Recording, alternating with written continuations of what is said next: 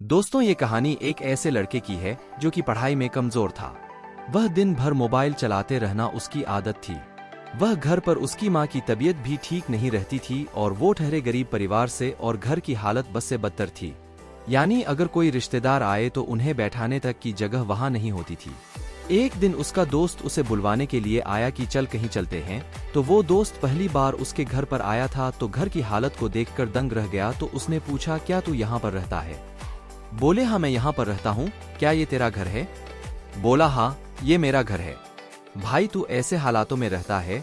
हाँ मैं ऐसे हालातों में ही रहता हूँ। क्यों, क्या हुआ? थोड़ी देर तक उसका दोस्त चुप बैठा रहा, लेकिन फिर वो बोला, वाह मेरे दोस्त वाह, तेरी घर की हालत बद से बदतर है। माँ घर पर बीमार पड़ी हुई है। पापा दिन रात काम करके थोड़ा सा पैसा जुटा पाते और उससे घर खर्च चलाते, और तू दिन भर मोबाइल चलाते रहता है, दिन भर टाइम पास करता रहता है। तुझे अपने करियर की कोई चिंता नहीं और तेरे घर की हालत बद से बदतर हो चुकी है। तो एक बात बता, किसको धोखा दे रहा है, अपने आप को या फिर अपने माँ बाप को धोखा दे रहा है? उसके दोस्त ने कहा, तू चल मेरे साथ। वो बोला, कहाँ चलना है? नहीं तो चल मेरे साथ। तो उसका दोस्त उसे वहां ले गया जहां पर उसके पापा काम करते थे। उसके पापा एक फैक्ट्री में मजदूर थे। वो वहां पर बैठे हुए थे। पसीने से उनकी हालत बद से पत्थर हो चुकी थी।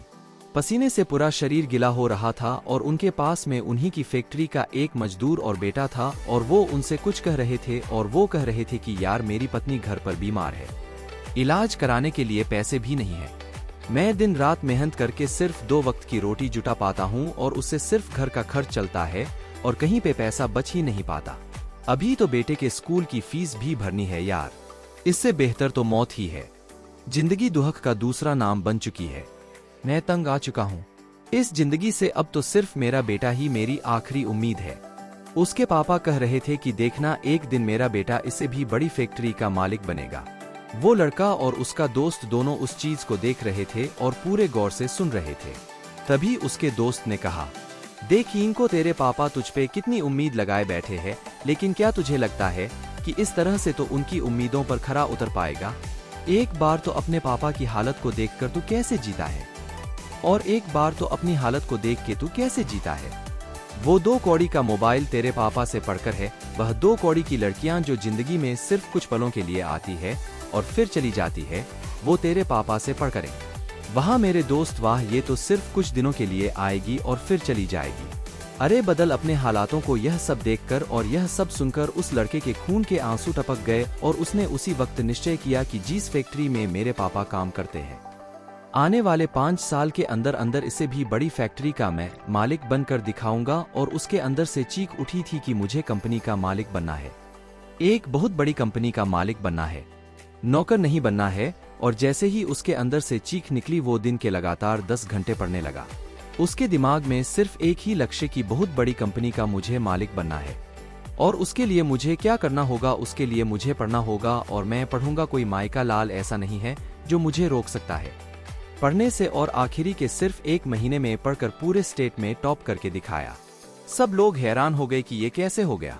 जब उसका इंटरव्यू हुआ और उससे पूछा गया कि ये सब कैसे हुआ, तब उसने कहा कि मुझे जिंदगी में कुछ नहीं चाहिए, मुझे तो सिर्फ अपने पापा के सपनों को पूरा करना है।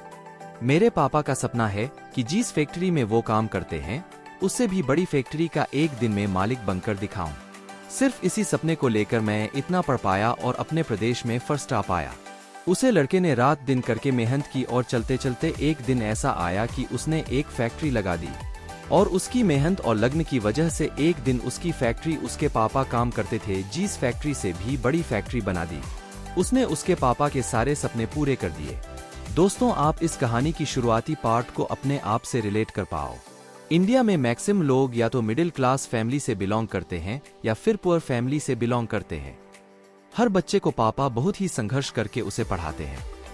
हो सकता है आपके घर की भी यही हालत हो।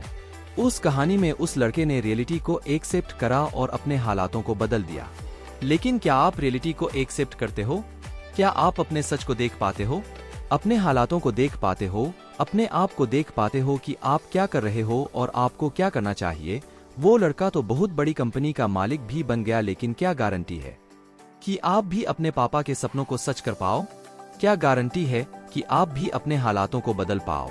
मेरे दोस्त गारंटी है, जब आपके अंदर से एक चीख उठकर आए, आपके अंदर से एक आवाज उठकर आए कि मुझे पढ़ना है, और सिर्फ इसलिए पढ़ना है कि मैं अपने हालातों को बदल पाऊं, और जिस दिन आपके अंदर से ये आ गया ना कि मुझे पढ़ना है और सिर्फ इसलिए पढ़ना है कि अपने हालातों को बदलना है, अपने मम्मी पापा के सारे सपनों को सच करना है, जिस दिन आपके अंदर से ये आवाज आ गई, उस दिन से एक बात तो तय है कि आप अपने हालातों को बदल दोगे, अपने माँ बाप के सारे सपनों को सच कर दोगे।